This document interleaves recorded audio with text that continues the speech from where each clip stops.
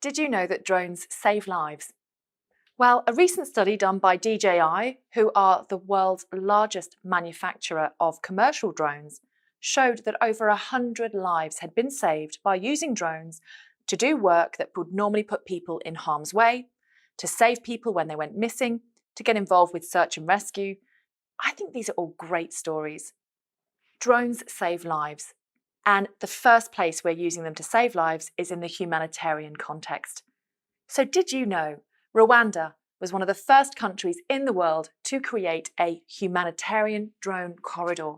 This is a piece of airspace that's marked on all of the airspace maps and made into a permanent, invisible tunnel for drones to be able to travel forwards and backwards. Some of the things these drones will be carrying include things like blood and vaccines and medicines and childbirth kits, but also medical samples that need to get to the labs. Back in 2014, 2015, humanitarian drones were being used in places like Papua New Guinea.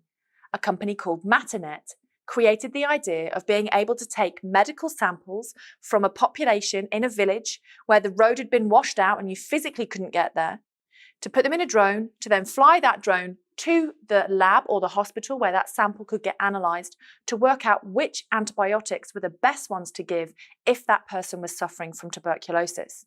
Now, why is that important? Well, antibiotic resistance is a real threat. And so we need to make sure that if people are sick, they get the right medicines and actually help prevent antibiotic resistance in some of these diseases. Other things humanitarian drones have been used for include disaster relief.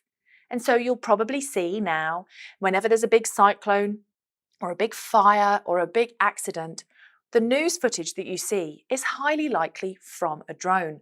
But before the news crews even get there or the media even get there, you've got the first responders on the ground trying to work out how to get to people, where people are and what people need. And so after the Nepalese earthquake in 2015, a lot of people went to Nepal and offered their assistance to use drones.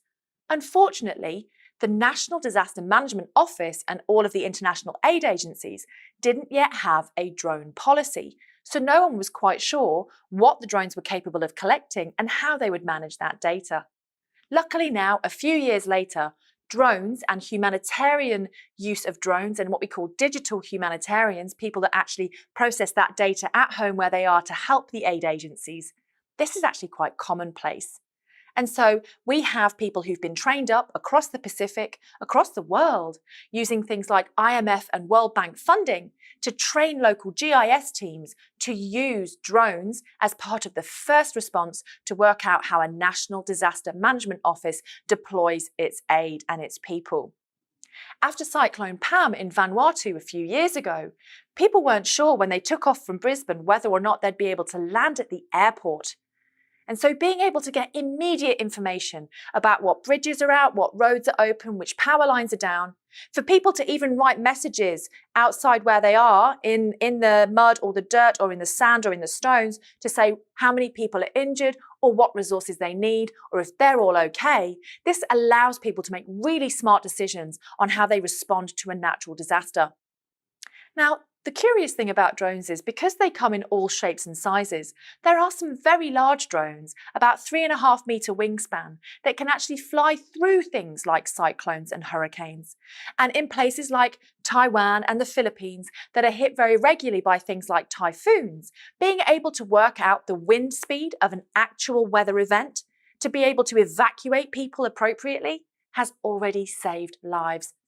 Here in Australia, we use drones before, during and after emergencies. But there is one thing we need to make very clear. The people that are using humanitarian drones are professionals. If you see an incident, if you see a fire, or if you see a flood, or if you see an issue, and you see that there's emergency services working, please do not fly your drones. What you actually then become is a problem for those people that are trying to save people's lives. So drones are great for humanitarian purposes, but please leave it to the professionals. So next time you see a news article which talks about how a flood has gone through or a fire has gone through, remember some of that stunning imagery that's telling you that story about what's affected those people has very likely come from a drone.